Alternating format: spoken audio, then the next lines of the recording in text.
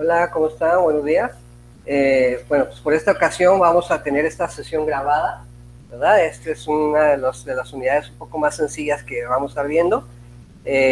Una disculpa, no voy a poder estar con ustedes en vivo, pero pues bueno, vamos a dejar la sesión grabada para no perder ninguno de los contenidos que están planeados en ver en este primer bloque, ¿verdad? Y bueno, ya el siguiente sábado, con el favor, estaremos ahí con ustedes. Y pues vamos a comenzar con la sesión de hoy, ¿verdad? Que sería ya la cuarta clase, ¿verdad? Que estamos viendo las implicaciones en materia fiscal que derivan del ejercicio profesional. Entonces ya vimos la administración pública, cómo se compone, vimos características del servicio de administración tributaria, también la administración tributaria y cómo se compone, ¿verdad? Las funciones que tiene la administración tributaria, ¿verdad? Y vimos también los impuestos más importantes, que son los impuestos federales, ¿verdad? Cómo se componen esos impuestos, ¿no? El ICR, que es un impuesto al ingreso o a la renta, el IVA, que es un impuesto al consumo o al producto, y el impuesto especial sobre productos y servicios, que también es un impuesto al consumo o al producto, ¿verdad? Al servicio o al producto. Entonces, vimos quiénes están obligados a pagar impuestos. Básicamente están obligados a pagar impuestos todos, los que tenemos un trabajo y un sueldo a través de las retenciones que nuestros patrones nos hacen. Los que tienen algún local, un negocio y son personas físicas, ¿verdad? También están obligados a pagar impuestos. Los que rentan locales, los que son personas morales, las sociedades, asociaciones, ¿verdad? Están obligadas a pagar impuestos. Entonces, y también los profesionistas. Y esta unidad habla específicamente de las implicaciones en materia fiscal que derivan de los profesionistas. Ustedes ya, muchos de ustedes incluso son profesionistas y algunos estarán ya en el proceso de convertirse en profesionistas en muy corto tiempo. Ya van a entrar a un mundo de profesionistas, ¿no? A un contexto totalmente diferente. Entonces, ¿qué implicaciones tiene el hecho de que ustedes ya vayan a ser, por ejemplo, abogados, van a ser profesionistas y van a ejercer?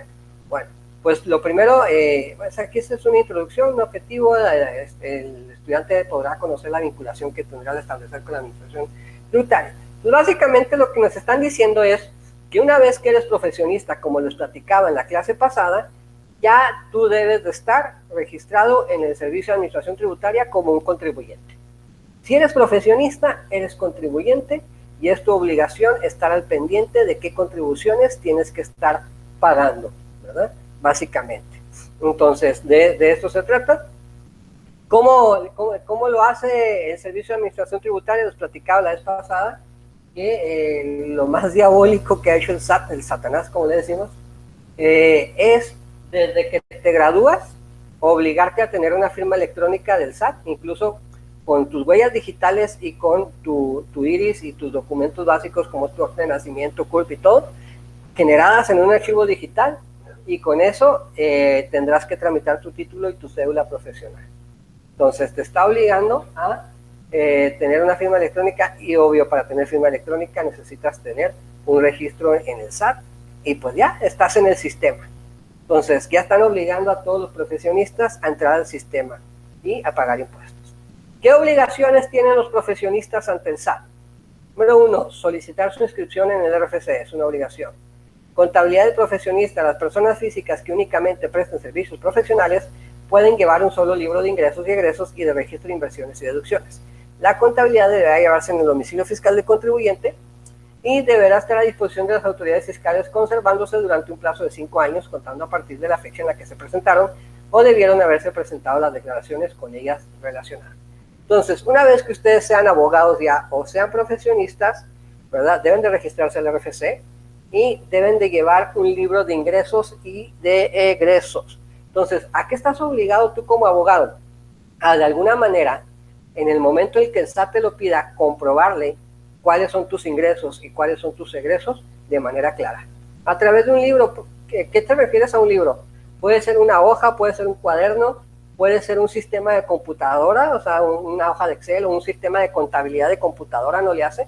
O sea, puede ser cualquiera de las formas en que tú tengas en un orden todo lo que has ganado y lo que estás gastando, ¿ok? Eso es tener un libro de ingresos y de egresos.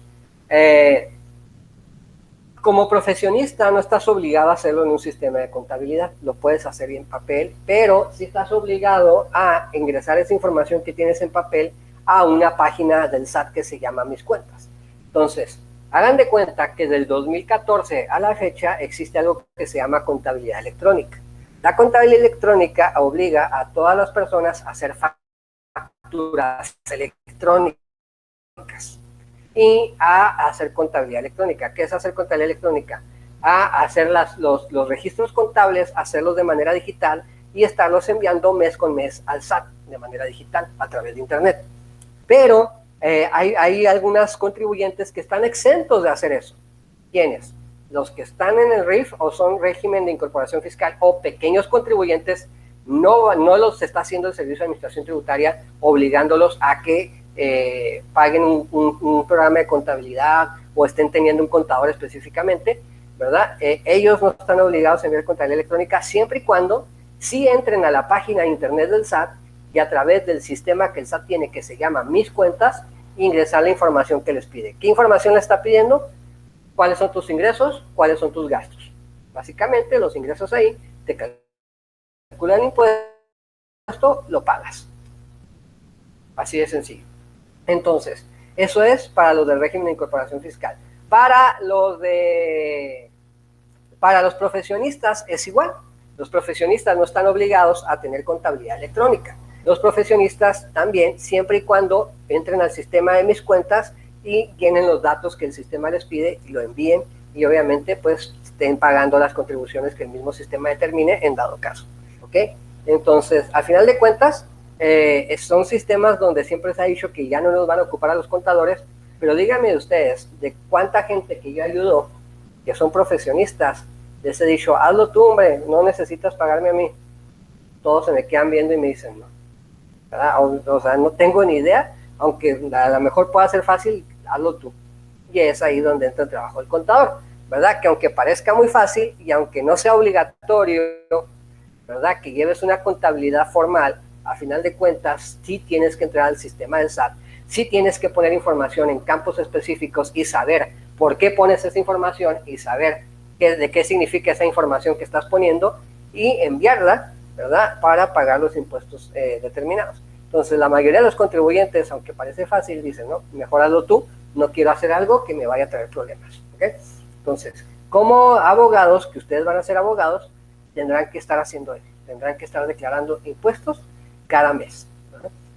Expedir comprobantes que acrediten los ingresos que perciban, que deberán reunir los requisitos establecidos en el Código Fiscal de la Federación. Una vez que ustedes sean abogados, están obligados a emitir o expedir una factura cada vez que ustedes cobren un servicio. Así de sencillo, ¿verdad? Y deberán reunir los requisitos establecidos en el Código Fiscal, ¿verdad? Entonces, en el artículo 20 del Código Fiscal de la Federación están los requisitos que debe tener un CFDI, ¿verdad? Para empezar, el requisito es que sea CFDI. ¿Qué significa CFDI? Comprobante fiscal digital por internet. Si tú eres abogado y necesitas hacer un recibo de honorarios para un cliente, ¿verdad? Más bien no necesitas, tienes que hacer un recibo de honorarios para un cliente, ¿verdad? Aunque el cliente no te lo pidas, lo tienes que hacer, ¿verdad? Oye, pero que el cliente no tiene RFC, que no sé, no quiere la factura a mi cliente, no le hace. Tú tienes que hacer una factura al público en general por lo que el cliente te pagó y entregarla al SAT. Eso sería lo correcto, ¿verdad? Eso sería lo correcto. Entonces, tienes que expedir una factura, ya que seas abogado, ¿verdad? Con los requisitos correspondientes de una factura o un recibo de honorarios, porque hablando de profesionistas no son facturas, son recibos de honorarios, ¿verdad? Con las retenciones de impuestos correspondientes y los requisitos correspondientes por internet, ¿verdad? Entonces volvemos a lo mismo. Ahí es donde entramos los contadores en este trabajo, que la mayoría de los contribuyentes, aún abogados, doctores, arquitectos, pues no quieren ellos mismos hacer sus propias facturas porque no es tan fácil hacer una factura. Parece que una factura es hacer fácil, pero ya una factura electrónica tiene sus bastantes requisitos y sus asegúnes, ¿verdad? E incluso saber utilizar el sistema del SAT tampoco es tan sencillo, ¿verdad? No que sea difícil, pero si no estás muy relacionado te va a llevar un buen tiempo aprenderle, y la mayoría de los profesionistas lo que menos quieren es dedicarse o invertir su tiempo en otra cosa que no sea su trabajo. Entonces, están obligados a expedir facturas. ¿Cuál es el tipo de facturas? Facturas digitales electrónicas, que son las únicas que son válidas en la actualidad como un comprobante de gasto. ¿Okay? Si tú eres un contribuyente y necesitas comprobar un gasto de una factura, ese gasto, comprobar un gasto, necesitas una factura. Y esa factura solo va a ser válida si cumple ciertos requisitos. O sea, no todas las facturas son válidas ni comprueban un gasto para el SAT. ¿Okay? Entonces, vamos a verlos más tarde. Conservar la contabilidad de los comprobantes de los asientos respectivos, así como aquellos necesarios para acreditar que se ha cumplido con sus obligaciones fiscales. Entonces, el SAT te obliga mínimo a tener todas tus facturas de tus ingresos y todas tus facturas de tus gastos guardadas 5 años. Entonces, tú tienes que tener 5 años, todos tus ingresos y todos tus gastos guardaditos. ¿Okay? Efectuar pagos provisionales mensuales. Entonces, los impuestos federales se pagan anual, el ICR sobre todo. El ICR se paga de manera anual, no se paga mensual. El cálculo es anual. El IVA sí se paga cada periodo, es un impuesto definitivo.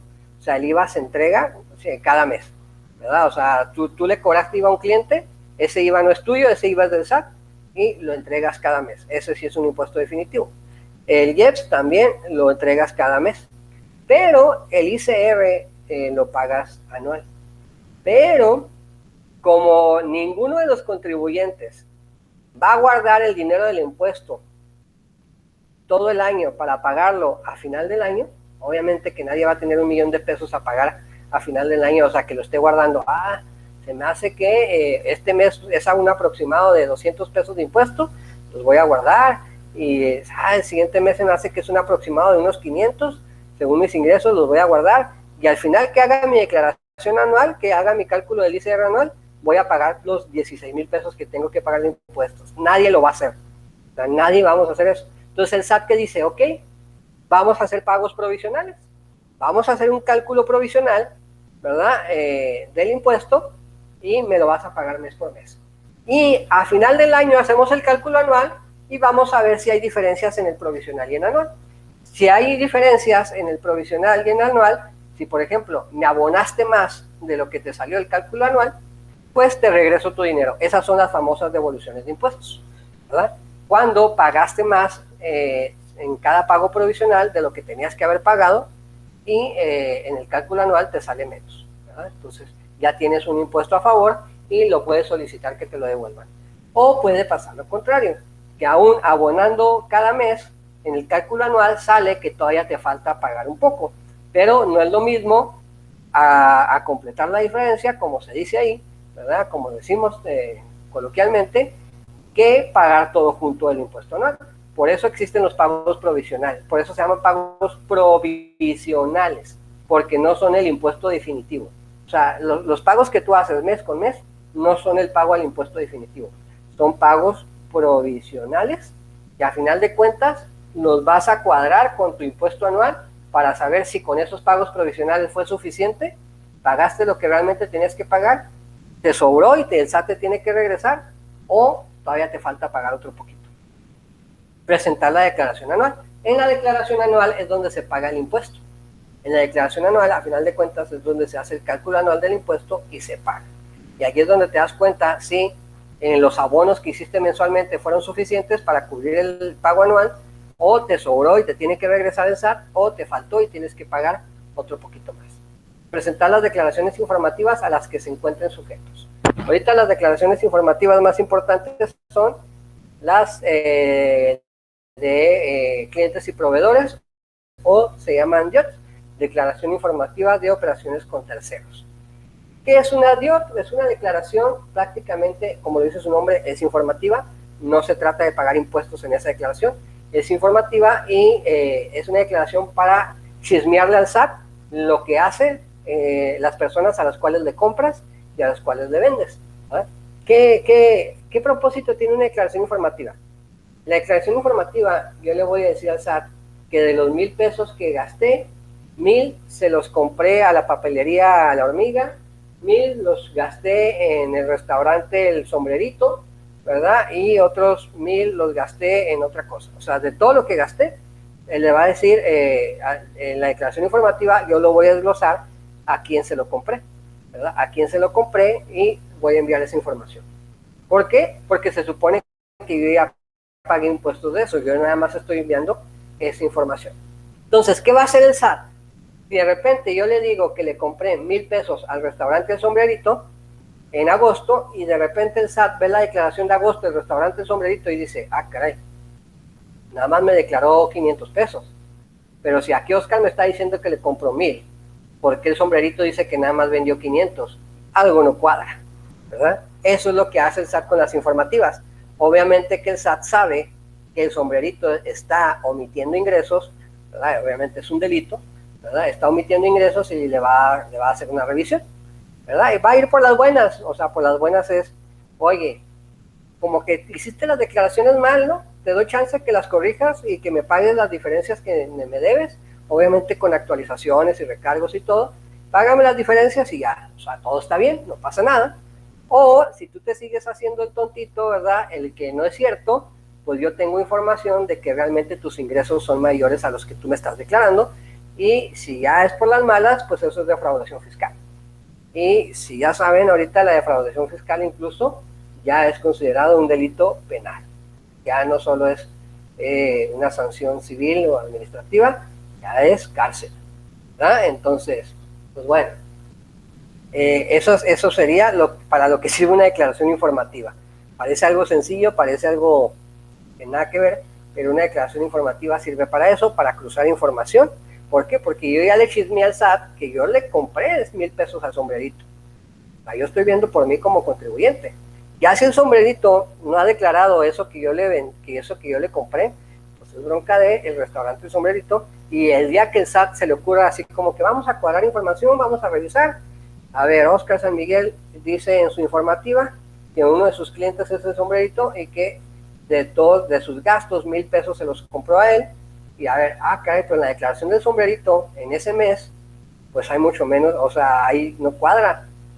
Sus ingresos son menores a los que sus clientes me están diciendo que le compraron. Porque obviamente yo no soy el único cliente del Sombrerito. También Juan Pérez, que le compró al Sombrerito, debe de enviar su informativa diciéndole lo que le compró al Sombrerito y así. Entonces, obviamente que el SAT va a sumar todos los clientes del Sombrerito que hemos declarado informativa y los ingresos del Sombrerito, y ahí va a decir si sí le cuadra o si no. Obviamente que si dice, oye, pues los clientes me declararon, no sé, 6,000 pesos en ingresos, en gastos del Sombrerito, y el Sombrerito declaró ingresos por 6,500, ¿verdad? O por 6,000 exactos, pues está todo perfecto. O por 7,000, obviamente que si declaras más, no hay problema. El problema es declarar menos. O sea, el SAT no tiene problema si tú le dices que tuviste 10,000 pesos de ingresos y nada más tuviste 5. O sea, le estás pagando impuestos por 10,000 en vez de 5, pues el SAT contento, ¿no? No te va a decir nada. El SAT tiene problema cuando tú le dices que tuviste 5 de ingresos y en realidad tuviste 10. Ahí sí. ¿Por qué? Pues porque le estás pagando impuestos por 5 en vez de 10. Entonces, bueno. Ahora, para continuar, gastos de la actividad profesional y sus deducciones. Durante el ejercicio de la profesión, el profesionista requerirá de la compra o adquisición de materiales o insumos que le permitan el desarrollo de la misma. Por ejemplo, un arquitecto tendrá que comprar material de papelería como estilógrafos, escuadras, software para arquitectos, impresión y fotocopia de planos, entre otros. Estos gastos que son necesarios para su actividad es lo que en materia fiscal se denomina gastos de la actividad. Entonces, ¿cómo pago el impuesto? Básicamente, a grandes rasgos, ¿verdad? O sea, a grandes rasgos, pues obviamente es más complicado que eso, pero a grandes rasgos, los contribuyentes podrán disminuir o restar del total de sus ingresos los gastos o inversiones estrictamente necesarios e indispensables para la obtención de su ingreso, tales como el mobiliario, los artículos de papelería, la luz, el teléfono, la renta, los salarios, etc. El impuesto lo pago de mis ingresos, le voy a restar mis gastos y a eso se le llama base gravable, y sobre esa base gravable se calculan algunas tasas y se calculan algunas otras situaciones para pagar el impuesto, ¿verdad? Hay tablas con límites inferiores y superiores y todo eso, que bueno, ya eso es muy contable, pero a grandes rasgos es lo que ganas menos lo que gastas, sobre eso se llama base gravable. Obviamente a menor base gravable, menor impuesto. O sea, todos los contribuyentes lo que queremos hacer es tener la mayor cantidad de gastos posibles para poder deducir legalmente la mayor cantidad de dinero y que mi base gravable sea lo más pequeña posible para pagar el menor impuesto posible. ¿Ah? Así de sencillo. Entonces, los gastos de la actividad son todo aquello que gasto para que mi negocio funcione. ¿Okay? Las deducciones en materia fiscal, existen dos tipos de deducciones: las que corresponden al monto de los gastos realizados con motivo de la realización de la actividad económica, las cuales pueden ser estrictamente necesarios, y las deducciones personales, que corresponden a los gastos que realiza el contribuyente por los honorarios de servicios médicos, funerarios, donativos, entre otros, conforme al artículo 176 de la ICR. Ok, hay dos tipos de deducciones. Número uno, lo que utilizas para trabajar, que eso lo deduces en los pagos provisionales que haces mes por mes. Y número dos, existen deducciones personales, las cuales son, las deduces en la declaración anual. ¿Y qué puedes deducir en tu declaración anual?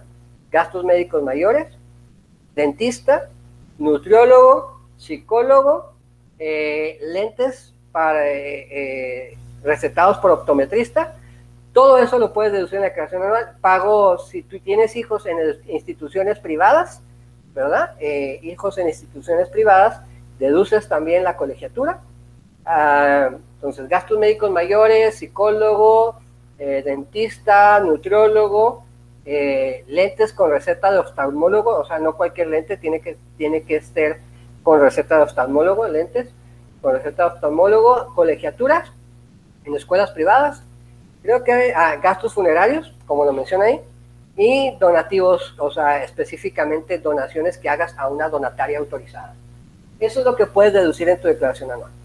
Y obviamente te ayuda a disminuir tu impuesto anual, y por lo tanto incluso hasta puedas tener impuesto a favor. ¿Ok? Entonces, esos son los dos tipos de deducciones que puedes hacer: mes con mes, lo que corresponde a tu actividad, y en la anual, todo lo que acabo de mencionar. Ahora, las personas físicas que obtengan ingresos por servicios profesionales, como ustedes lo van a hacer, abogados, podrán efectuar, entre otras, las deducciones siguientes: las mercancías, como las materias primas, productos terminados, o sea, cualquier cosa que tú consideres mercancía. Los gastos, por ejemplo, la papelería, los materiales de trabajo, los sueldos, o sea, todo lo que tú consideres un gasto de tu negocio o de tu profesión. Las inversiones, si tú compras una computadora, un escritorio, una silla de escritorio, no sé, un edificio, o sea, todo lo que tú compres, un auto para trabajar, lo que tú compres es una inversión y la puedes deducir. Los intereses pagados derivados del servicio profesional. Si de alguna manera tú estás pagando intereses que tengan que ver con algo de tu profesión, pues bueno, son deducciones también para ti. ¿Qué requisitos deben de tener esas deducciones para que sean válidas? Las puedas restar a tu ingreso y tu base gravable sea lo menor posible, que hayan sido efectivamente erogadas en el ejercicio, o sea, que sí las hayas pagado en ese año, ¿verdad? Oye, estoy haciendo mi declaración del 2021, pero este gasto lo acabo de pagar en el 2022. Ya no, o sea, ese gasto te va a servir para hacer la declaración del 2022 en el 2023, pero ya no la puedes meter en el 2021, tiene que ser en el ejercicio. O tengo un gasto del 2020 y la quiero meter en el 2021, no, tiene que ser pagadas o gastadas en el mismo ejercicio. Estoy haciendo declaración de 2021, tiene que estar entre el 1 de enero del 2021 al 31 de diciembre del 2021, ¿ok? En ese momento tiene que ser ese gasto. Si ya lo pagué el 1 de enero del 2022, ese gasto ya entra en el 2022, no en el 2021, ¿ok? Que se resten una sola vez, aun cuando estén relacionadas con la obtención de diversos ingresos. Perdón, este punto es lo más importante. Perdón, que sean estrictamente indispensables para la obtención de sus ingresos. El SAT me dice, tú puedes deducir cualquier gasto siempre y cuando sea estrictamente indispensable para la obtención de tus ingresos. O sea, no puedo deducir la despensa. ¿Por qué? Pues porque no es estrictamente indispensable para que yo como contador tenga ingresos. ¿Qué puedo deducir como contador? El internet, porque obviamente trabajo el internet, la papelería que utilice, ¿verdad? La computadora, si no sé, si compro un mouse o más equipo de cómputo, compro un sistema de contabilidad, todo eso lo puedo decir. La luz, el agua, ¿verdad? De la oficina, luz, agua, todo lo que tenga que ver con mi trabajo.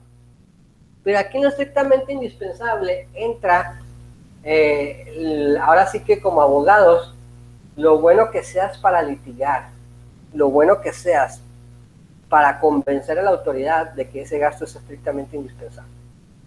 Por ejemplo, Estrictamente indispensable, yo les ayudo con sus impuestos a muchos maestros que trabajan en escuelas privadas, sobre todo, básicamente, ¿verdad? Y me dicen, ¿qué puedo deducir? Cualquier cosa que sea indispensable para su negocio.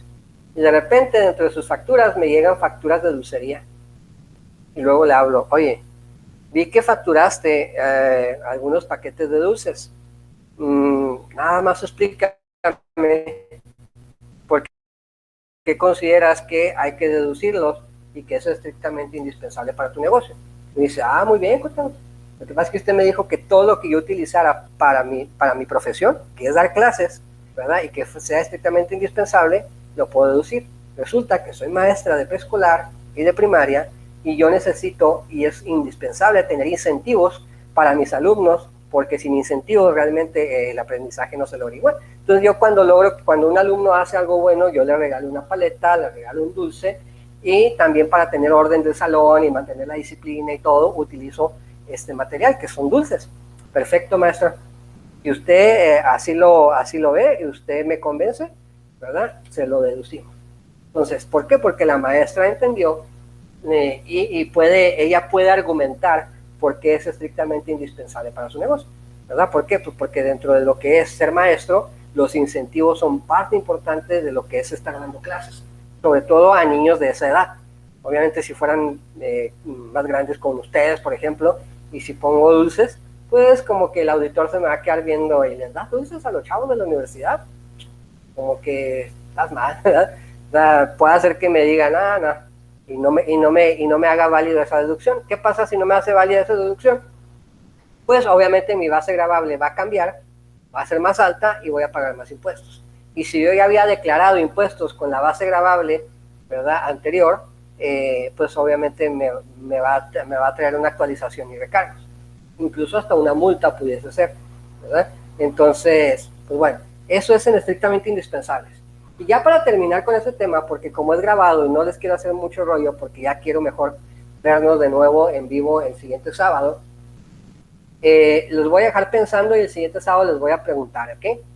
Los voy a dejar pensando. Cuando yo estaba tomando la clase en el máster, porque hice un máster en impuestos, cuando yo estaba tomando la clase en el máster, el maestro era la clase sobre todo de ICR y estaba hablando precisamente de este punto. El máster estaba hablando de las deducciones autorizadas y decía, ¿qué consideras deducción autorizada y qué no puedes considerar deducción autorizada? Decía, una pluma Le Mont Blanc, no sé si las conozcan, las plumas Le Mont Blanc, o hay otras marcas, pero esas son como las más populares. Las plumas de Mont Blanc, hay plumas desde 3,000 pesos hasta 25,000, 50,000, 100,000 pesos. Un bolígrafo, una pluma. ¿Por qué? Pues porque están chapadas en oro, hay unas que tienen diamantes, rubíes, ¿verdad? Hay otras que tienen ciertas características que las hacen muy, muy caras, sobre todo por los materiales, ¿no? La mayoría tiene oro, tiene algún tipo de piedra preciosa o algo, por eso son caras. Las plumas de Mont Blanc. Dice, yo tengo una firma de contadores, él platicaba su testimonio, algo que le pasó. Una firma de contadores, pues les digo, es maestro de maestría y tiene su firma, es una firma reconocida ahí en el lugar donde él está. Dice, una vez yo siempre usaba plumas Bic, ¿verdad? Plumas de esas normales, de esas plumas X, ¿no? Pluma muy X de 10 pesos, 15 pesos. Y fui a firmar uno de los contratos más importantes que pude haber tenido en mi despacho. Una empresa muy importante se interesó en los servicios de mi despacho, decía él, y pues una empresa grande, esas chidas a nivel nacional.